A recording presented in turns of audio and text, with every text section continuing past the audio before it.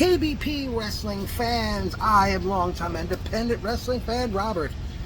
1 year anniversary show, A Night at the Fights, was a great way for KBP to culminate their first full year of existence since December 2024.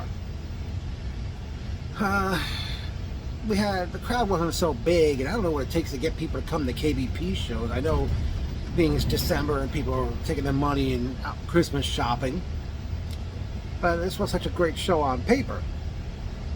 The show started around 7:15 range, I think.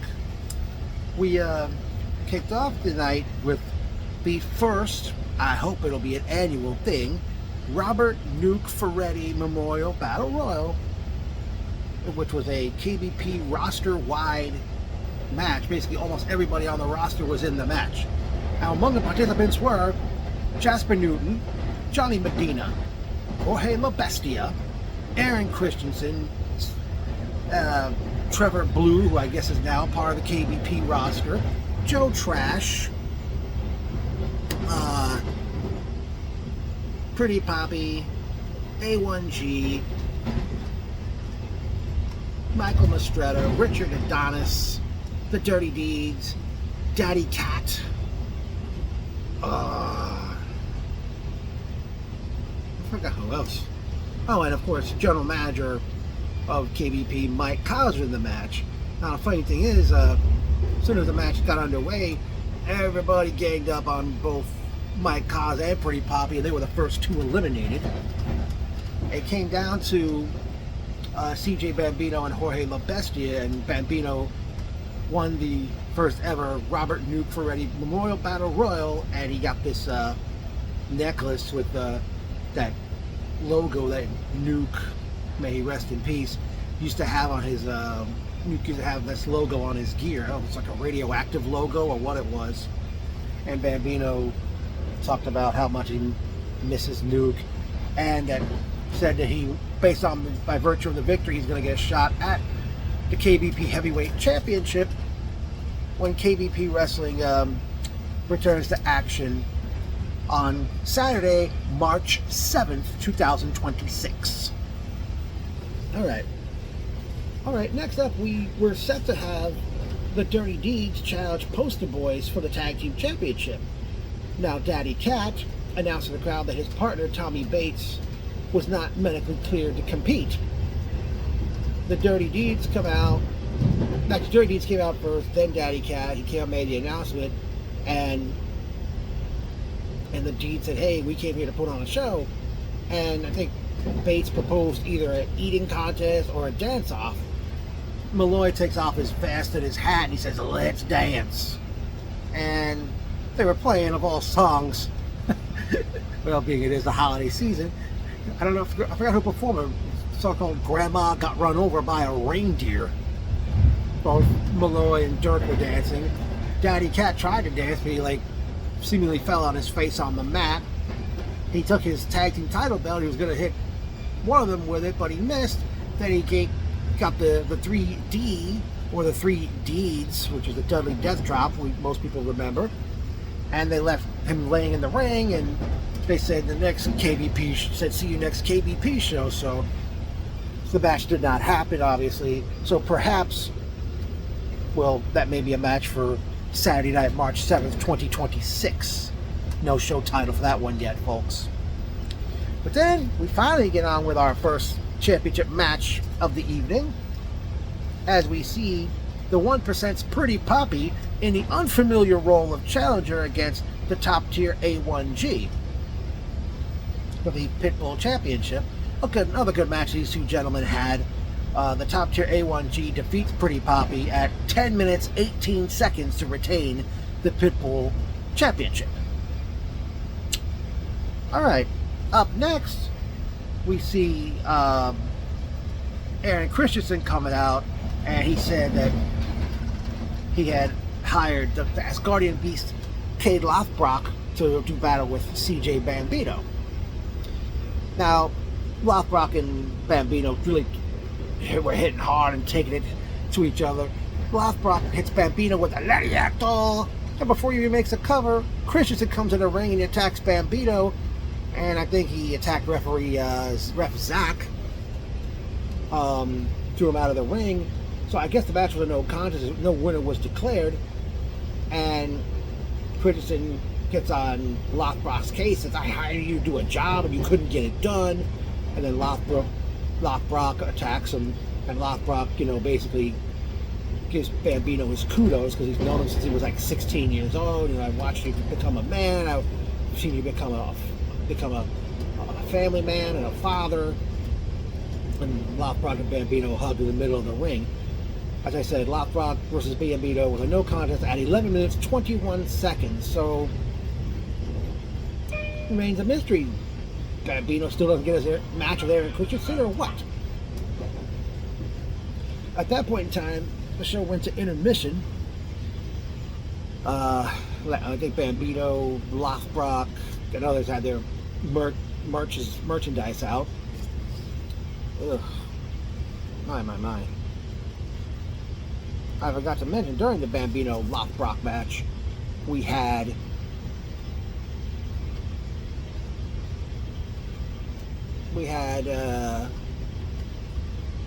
they like throwing each other in the guardrail right by me, and right next to me was, I'm not sure if she's now engaged to Satanta Fury, and I forgot to mention Fury and Jay Champagne were two others in that battle royal.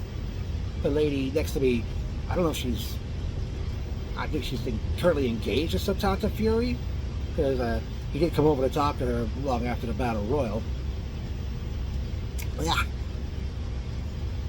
The show resumed, and CJ Bambino comes to the ring with the son of the late Robert Nick Ferretti, Liam Ferretti, and he gave him that necklace with the Nuke logo on it to hang on to. And Bambino promised he'll win the KBP Heavyweight Championship to Liam.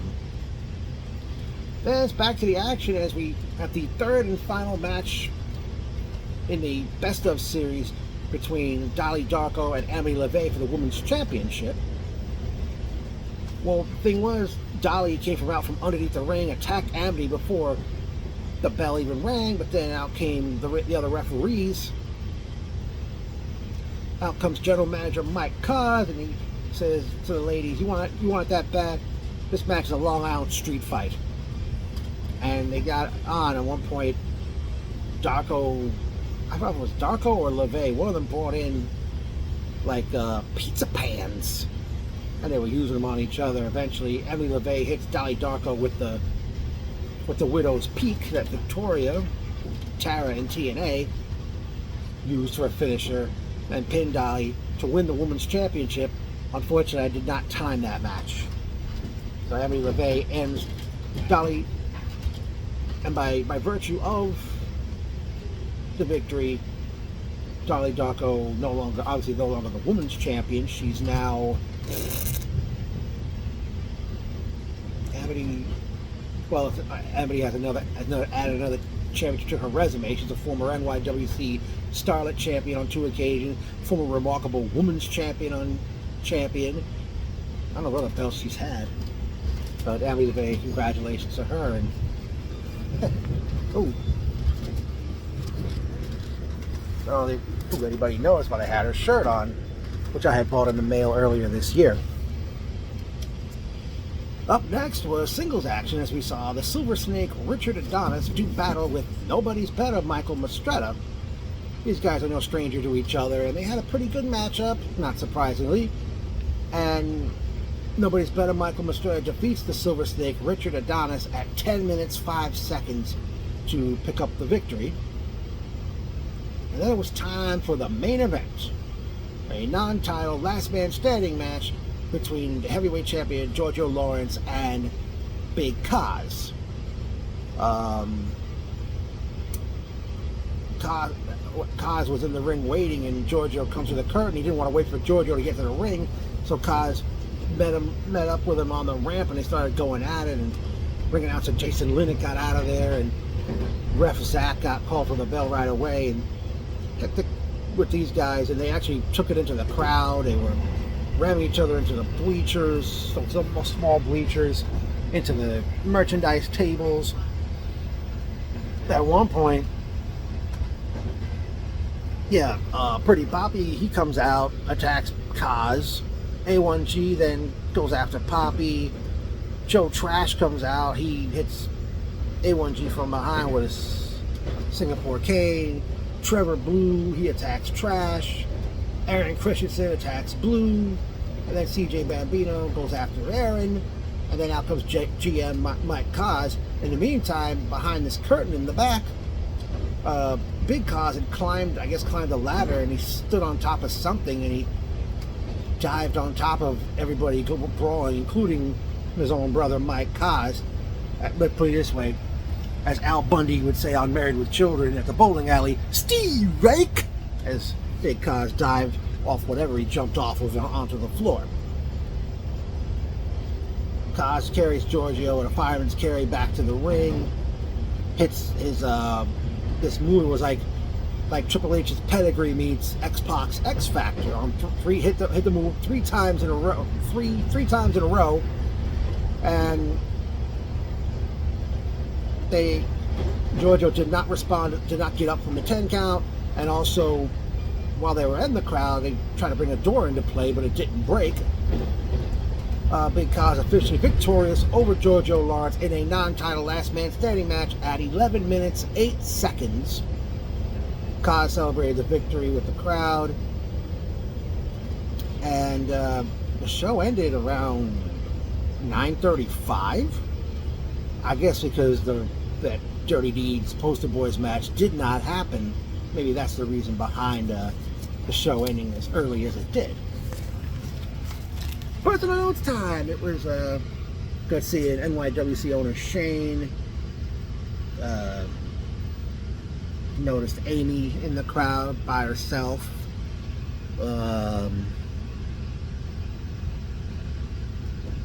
I was feeling a draft in the Sportatorium throughout that night. I don't know if it's because every time that back door opened, whenever people were going in or out that back door to go to the food truck. Okay.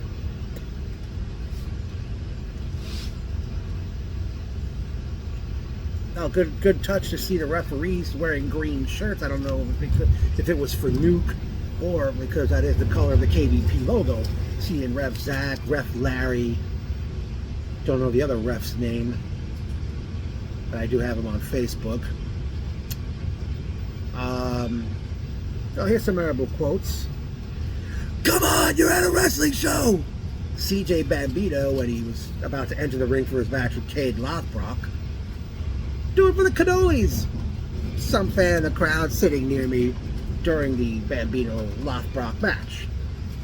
Now, as mentioned earlier, the KBP Wrestling returns to action, well, basically kicking off their 2026 on Saturday, March 7th. And no matches have officially been announced, but I would like to see, since it didn't happen at Night at the Fights, the Dirty Deeds challenge the Poster Boys for the Tag Team Championship. I don't know what this does for CJ Bambino. I mean, he's supposed to get the title shot March 7th, but at the same time, is he not going to get his match with Aaron Christensen? Okay. Oh, I'd like to see maybe...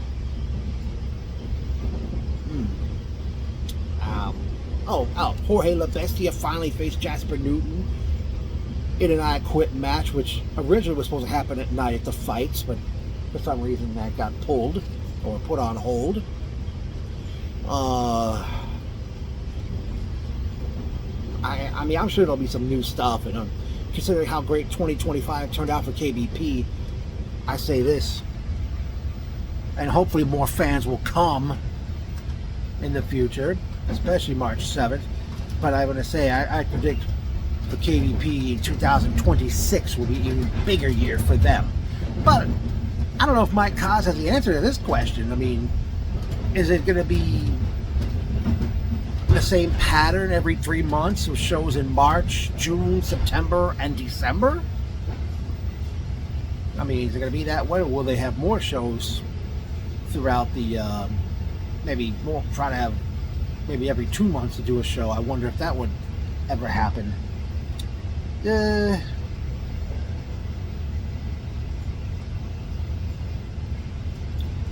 Interested to see who will be Emily LeVay's first challenger for the Women's Championship. Oh, actually, I would. A1G defend the Pitbull title against Joe Trash. I'd like to see that, unless A1G and Pretty Poppy go at it one last time.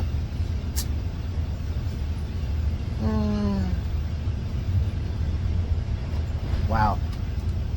Can't think of anything else I can think of here.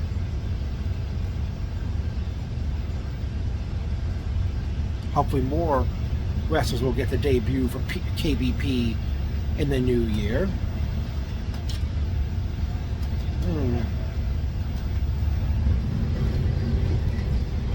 Let's see. Okay.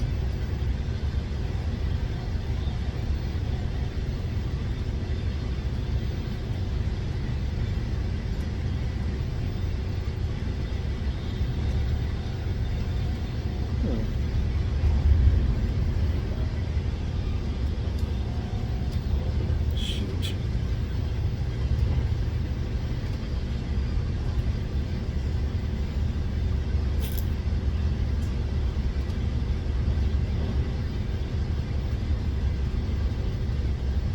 Oh.